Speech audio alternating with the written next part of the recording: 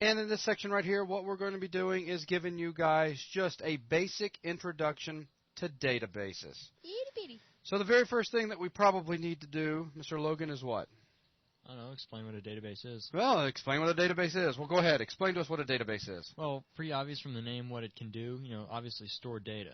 Now, the main point is anything can store data. I mean, you could store a lot of data in like a text file. Okay. But what if you had like tens of thousands of records in a text file?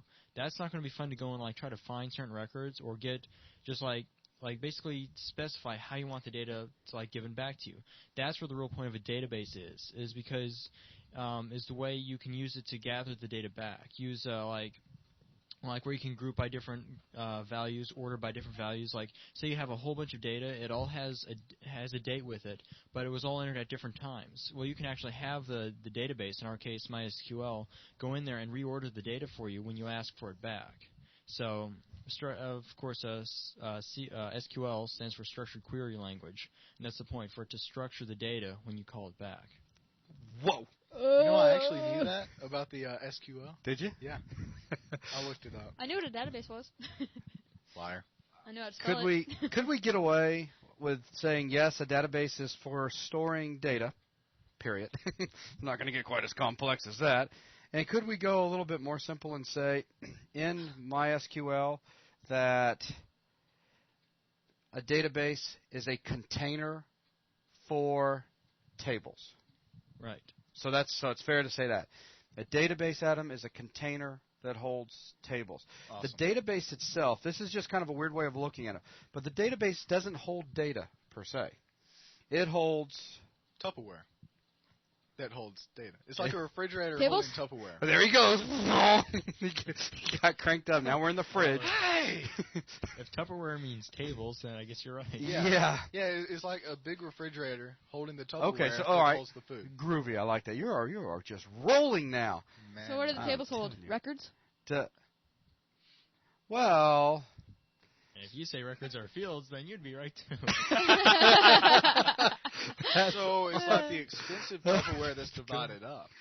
so let's go back to the old refrigerator thing, because I really like that. So the refrigerator would be the database. Right. And in the end, I mean, yes, it holds the food, but I mean, looking at the food as actually being the data.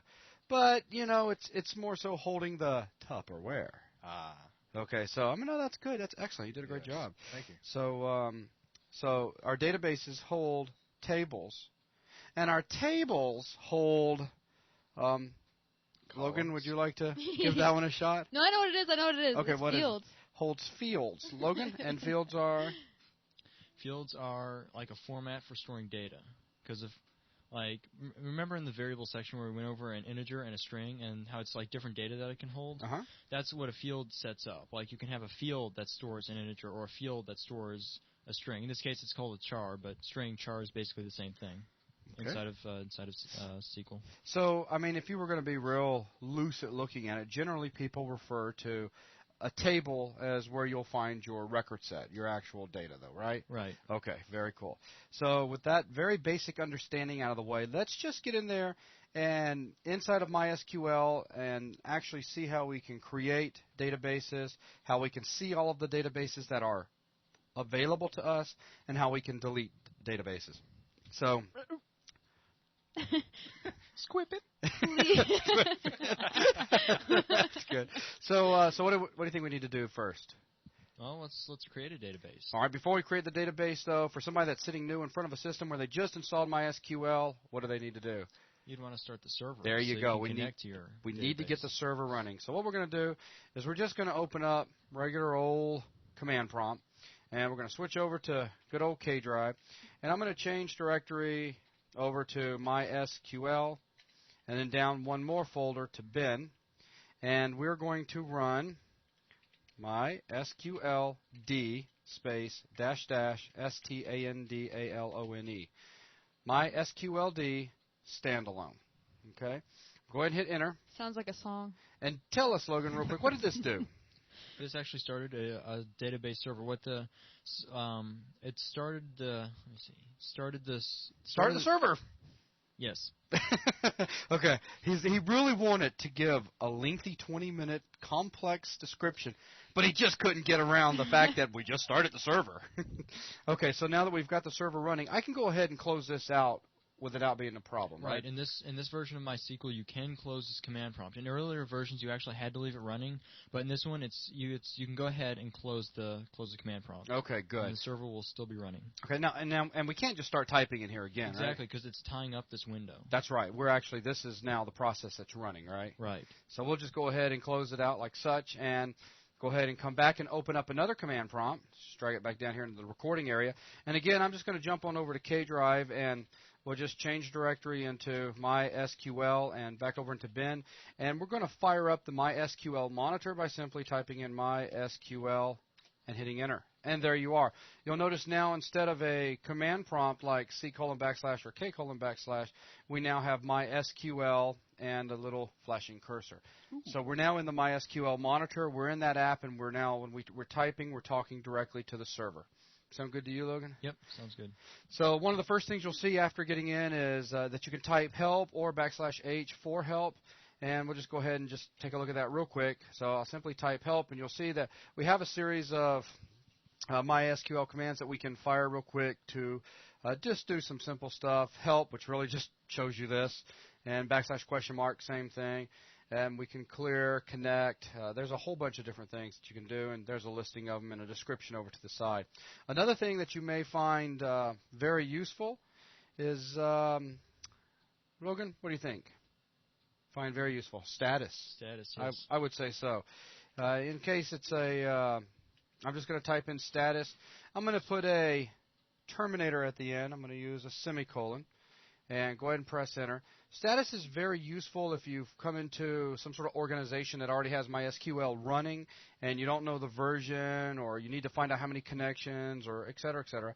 You can do that by running status. Right now, one of the important things that we'll use it for in this VTM is actually seeing what current database we're tied to. And right now, we're not actually using any particular database. Okay, we've just got into MySQL, and we're sitting there, and we have not told the server that we want to access this refrigerator or this database. Does that make sense? Yeah. So basically, you can think of it like this. Going into the MySQL is like walking into a room full of refrigerators. And before you open one up, I mean, you got to tell yourself, I want to open up that one, right? Is that fair, Adam? Is it the side by side or the over and under? That's irrelevant. That's what you have to tell yourself. Well, no, you just want to tell yourself, I want to open up that one there. Can it be over and under? So, whatever you want. Oh, okay. Yeah, sure. It can be over and under with the little ice maker on the side. Yay. Okay. So now that we have that out of the way, other pieces of information that you can find in here: protocol version, server version over here. Just, uptime. In this case, we just started at 2 minutes, 10 seconds ago. So status can definitely be handy. Now, our first true command. What I want to do is, I want to get a listing of all of the databases that are available. You walk into a room full of refrigerators, you want to get a listing of all the refrigerators that are available for you to peruse, right? Right. Sounds fair. So to do this, what we need to do is come in here and just simply type in show refrigerator databases. Show databases. Again, I'm putting a terminator, semicolon at the end. And what we'll do is we'll get a listing of the databases that are available inside of MySQL. Right now, we've got 2 by default that are put in there when you first install a MySQL to your server or your operating system. We have the database MySQL, and we have test. Now, MySQL stores all sorts of good stuff, and we're going to talk about that more in VTM issue number 2. That is the plan, right, Logan? Yes. Okay. So in this case right here, I'm just wanting to just show you really simple stuff. So we'll get into that later. So I guess what we want to do is find out how do we create a database, right? Right. That would be nice. Here we go. Create database, and we'll call it BuzzDB. And again, I'll put a terminator at the end. Okay, so when you're inside of MySQL, you always put a terminator? Not all. Logan, you want to talk about that? Okay, once you're working with, if you're working, once you're down and working with tables and fields, then you're always using a terminator. Or if you're creating stuff, then you would use a terminator. Let's see. There are some things that you do not have to use a terminator with, but I would just suggest get into the habit of using a terminator with everything that you type inside. Right. Using a terminator won't mess stuff up. Right. Some places leaving it off, it'll require a terminator. Right. Yeah. Okay. So we'll go ahead and type in, again, it's create space database space and your database name. In this case right here, I am calling it BuzzDB, so I'll go ahead and press enter. One note is that that is case sensitive, so remember the exact case of your database. Okay. And we get query OK, one row affected, the time it takes to do this. Basically what that is saying is, yep, it did it. Now what I want to do is type show databases again, but I'm lazy. Right. There's a history that we have running active for us inside of MySQL, isn't there? Yes, there is. Tell us about this history there, Mr. Logan. Well, if you've used either DOS or the command prompt in Windows or Unix or Linux, pressing the up arrow key, as long as you have the system configured that way, the default, pressing the up arrow key in the terminal prompt will give you the previous lines. Pressing up multiple times will give you a whole backlog of stuff you've already typed. So I can press up, and there's where I just created the database. I can press up again. There's the show databases. Press up again. There's when we did status. There's where I did help. Okay. That's all you did. So, and you keep this thing running, and if we disconnect and reconnect, it'll still, as long as we still have this server process running, it'll still remember everything, right? Yes, you can actually close the monitor, MySQL monitor, and then open it back up, and you still have your backlog of stuff. That's awesome. Okay, it's very handy. You find it handy, don't you? Oh yes. And sometimes I've actually used stuff that's like a couple of weeks old. Just going ding, in ding, the ding, backlog. ding, ding, ding, ding. Oh, there it is. Ding. Okay, so let's go ahead and come back down to show databases again. Hit enter, and this time we get a list of database.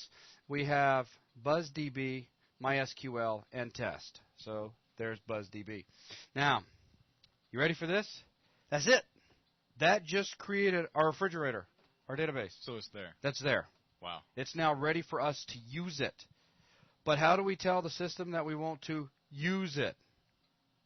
Well, use. Look at that. That's good. Man. Use BuzzDB. You're a natural. Hire me now. Terminator, hit enter. Look what we have. Database changed. We're now using BuzzDB. And I can prove this just in case you happen to have forgotten or whatever. If we come in here and type status again, current database. By golly, it's there. BuzzDB. Whoa. Okay, pretty handy, huh? So getting rid of this database now. Sometimes you may want to actually delete out databases. Pretty easy to actually kill it. To get rid of BuzzDB, we can just simply say drop database, and then the name of the database that you want to drop, BuzzDB. Okay? So again, this is if you need to kill out a database, just simply type in drop database BuzzDB. Logan, real quick, tell us, if there are tables inside this database, and I type this command in, what's going to happen? Are we going to get a are you sure, or are we going to get the database is populated with stuff can't do? Or? Nope, you're just going to get it'll just tell you how much and what it deleted. So okay, there's no, as soon as you hit enter, it's gone. So it's pretty unforgiving, right? Yep. And that's not that bad here because you're not usually dropping databases, but there are some things that we're going to be taking a look at shortly that you could accidentally hit enter and do some serious damage to data, right? You can't go back? When you're working with No undos? Guess it's your own darn fault then. You can't Z out? No. Nope. So no, you can't. Please be very, very careful. So let's go ahead and drop database BuzzDB. Press enter, and now what we'll do is come back in here and we'll tell it to show databases, and we only have two available, MySQL and test. I have a feeling that's going to bite me a few times. So all it takes is getting bit once to remember to be careful. So let's go ahead. One last time, I'm going to create it again. Again, I can use history. Just kind of flip back through here until I find create database, BuzzDB. And we've got it created, and I'm doing this so that in the next section we can take advantage of this when we're creating tables. So that's pretty much all I want to talk about in this section right here. Pretty simple? Yeah. Okay, so thanks a lot, guys.